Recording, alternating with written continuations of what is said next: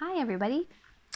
Welcome to week 7 of more consistent content creation with me, Phoebe Yiling, and my new glasses, which I'm really digging.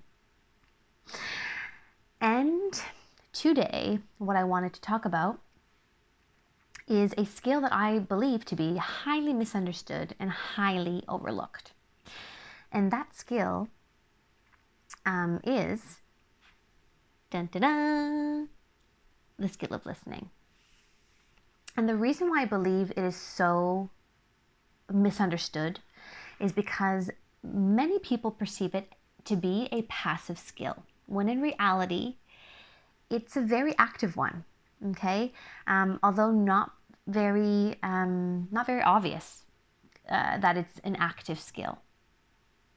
And the main goal when we're listening is it's a really big job, and what that job is to acknowledge the experience that is being shared with us. It's trying our best to meet the person at the very unique standpoint in a given situation. And at the very basis of that is giving the person who is speaking our undivided attention with our eye contact and our body language. So if we're scrolling on our phones, if we're typing away, checking an email, washing the dishes, cleaning up, there's so many other things that we can be doing other than listening.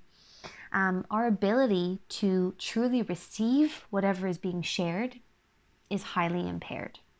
So if our attention is somewhere else other than focused on the person speaking, we're not listening. So number 1, eye contact and body language, focused on the person. Secondly, as an active skill, listening isn't just about, receiving. It's also about interacting and communicating through paraphrasing, through clarifying questions, through requests, which can sound like, oh, hey, after that thing you mentioned about your mom, can you kind of go back? Because I kind of lost you from that point on. Or clarifying your understanding. Like, okay, so when you said that you were feeling bad, can you sort of talk more about what you were thinking or feeling? Yeah, listening is not just, the physical act of hearing. It's also processing and trying to basically meet the person where they're at, as I mentioned. And one of the biggest mistakes that many people do when they think they're listening is imposing their experience and taking away from what's being shared. So I'm very guilty of this, for sure. One thing that I used to do, for example, is be so focused and in my head about when I could share, what I had to say, that I was definitely not listening, because I was just stuck on, when is it going to be my turn? When am I going to get a chance to say what I need to say? Instead of listening, I was waiting. And another way this mistake sort of manifests itself is by the judging of the situation that's being brought to the table.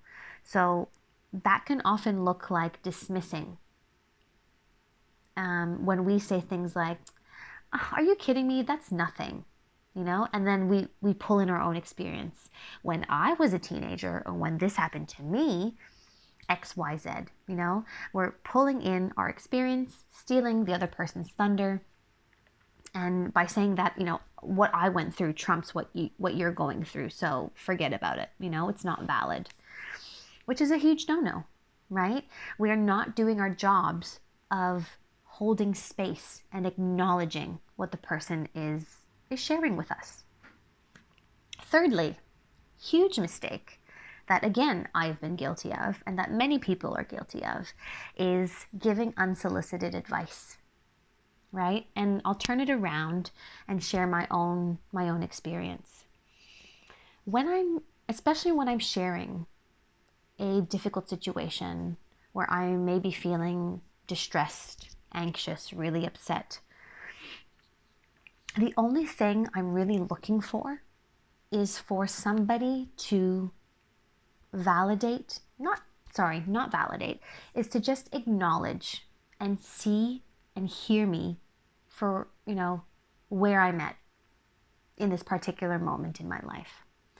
And just by holding that space for me, it does so much more. It reassures me so much more than hearing advice of what the other person thinks that I should do.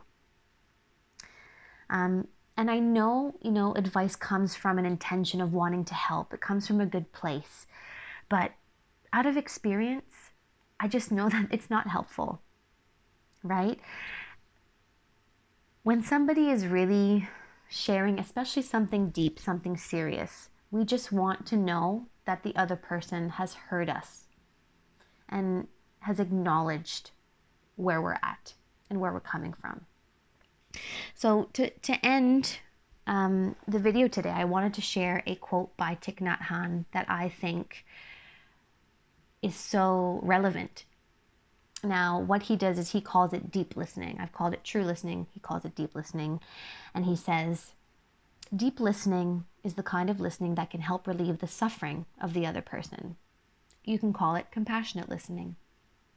You listen with only one purpose, to help them empty their heart. Remember that you are helping them suffer less. And even if they say things full of wrong perceptions, full of bitterness, you are still capable of continuing to listen with compassion. If you want to help correct their perception, you wait for another time. In the moment, you just listen with compassion and help them suffer less. 1 hour like that can bring transformation and healing.